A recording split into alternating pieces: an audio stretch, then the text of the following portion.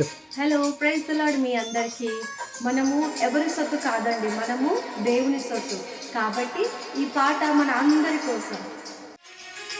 నీ పరిచర్యను తుదముట్టించుటే